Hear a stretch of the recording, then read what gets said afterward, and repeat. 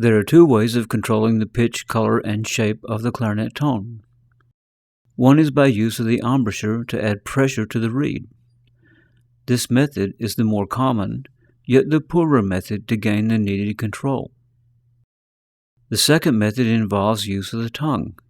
It is less known and less commonly taught, yet it is the better and more effective means of these two.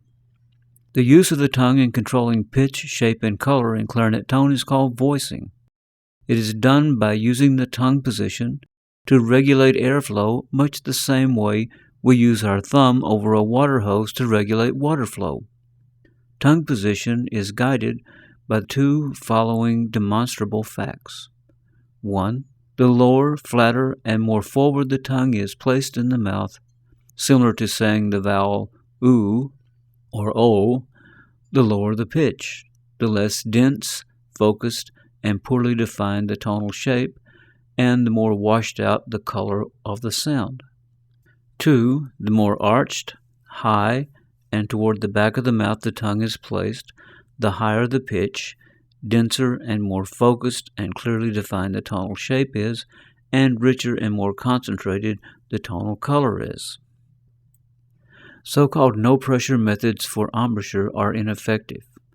The embouchure must participate in control of the pitch, color, and shape. It does this most effectively by the use of friction or snugging, not by clamping, as we have explained in earlier videos. If you have not seen these videos, we recommend that you review them. With that in mind, it must be said that the preponderance of the burden for controlling pitch, color, and shape falls upon the tongue position. The deciding standard that tells the player the proportions of tongue regulation of the air and embouchure control of the reed is correct is the player's ear. This means correct clarinet tone production cannot be taught as some mere mechanical procedure. Proper tone production mechanics must be taught concomitant with the development of tonal concept. The student must begin to learn how to critically listen to clarinet tonal pitch, color, and shape, and understand what makes a good sound good and a poor sound poor. The correction for poor tone will always be found to be some flaw in the tone production mechanics or the equipment, but the ear and the proportional sensory feel will be the judges of success or failure. Because both clarinet and saxophone use a single reed and mouthpiece, many mistakenly think switching from clarinet to saxophone to be a natural double. This is very far from the truth. Yet, the double is not only possible, but can be done very well if the critical differences in embouchure and voicing are understood and applied through practice. But again, a mechanical grasp of the distinctions is not sufficient.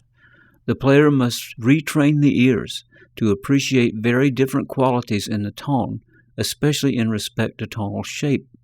The characteristic clarinet tone will have a denser, more focused tonal shape, similar to the sound oo, as in the word blue. The saxophone, in contrast, like the flute and the oboe, will tend more to a vowel sound like oh, as in blow, or ah, as in hurrah. Saxophonists are usually guilty of hearing the clarinet tone as too spread and unfocused. Clarinetists are usually guilty of the converse when it comes to playing sax. Saxophonists most commonly find the greater difficulty in making an effective and characteristic switch. Yet, with careful and critical listening, learning to appreciate the true characteristic tone of each instrument, and diligent practice of the correct principles of tone production mechanics, both clarinetists and saxophonists can learn to play both instruments characteristically well with great success.